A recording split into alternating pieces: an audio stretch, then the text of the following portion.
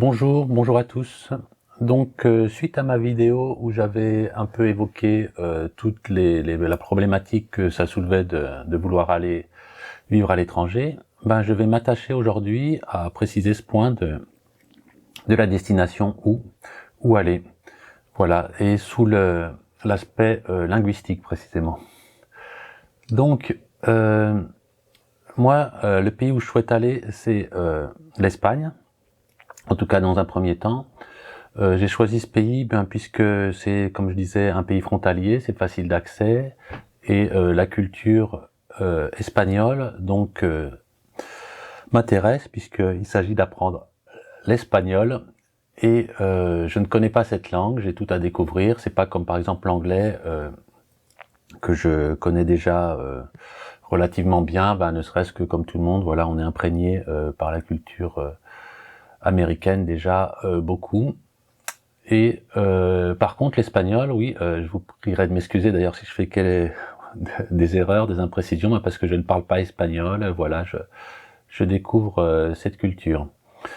Donc voilà, je vais vous faire une petite carte à main levée, pour un peu étayer mon propos. Donc voilà, je vais dessiner ici la France, voilà, ici, et ensuite voilà à peu près la forme de l'Espagne.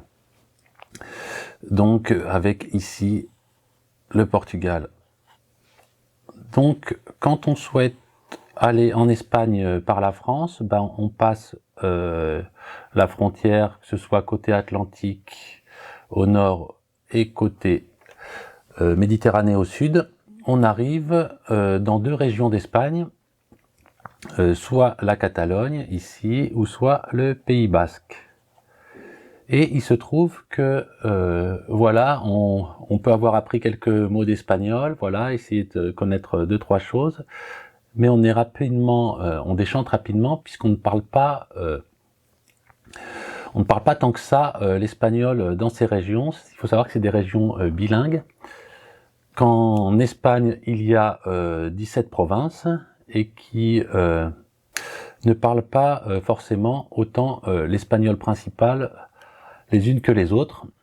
Quand on vient en fait avec son prisme de France, on pense que forcément tous les pays sont comme nous, mais non. Voilà.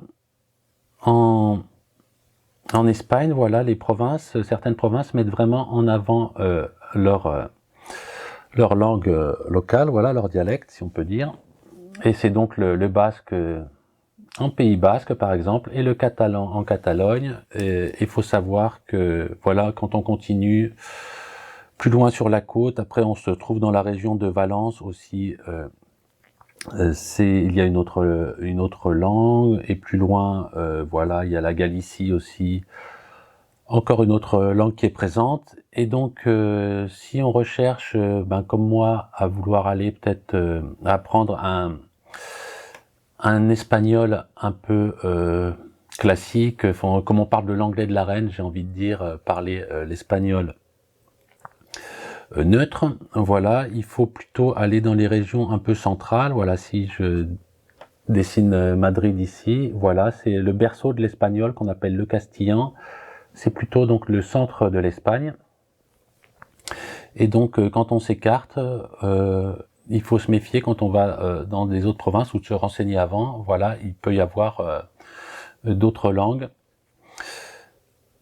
qui viennent un peu rendre plus difficile en fait l'apprentissage, l'intégration entre guillemets quand on essaye, puisque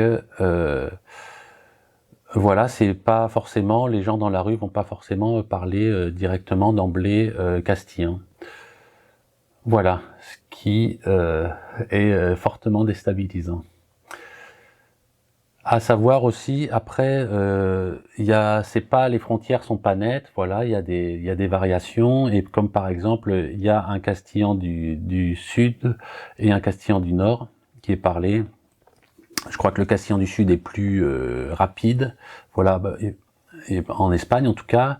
Par contre, en Amérique du Sud, c'est plus le castillan, enfin il y a un espagnol qui se rapproche plus du castillan du Sud, mais qui est parlé lentement, voilà, qui est plus facile à apprendre, voilà. Donc il y a beaucoup de choses à découvrir, rien que de ce point de vue linguistique, et ça peut être, pour conclure, un peu un filtre, voilà, un aspect qui peut vraiment faire pencher la balance pour aller plus dans une région qu'une autre, ne serait-ce quand on part un peu à la découverte en vacances, voilà.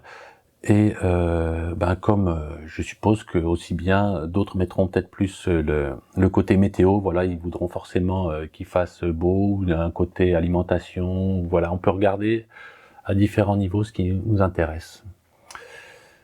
Voilà, voilà, et c'est tout ça bien sûr quand on a le choix, en sachant que des fois ça peut être par exemple rien que l'aspect travail, on a trouvé un travail à un endroit et donc la question ne se pose pas.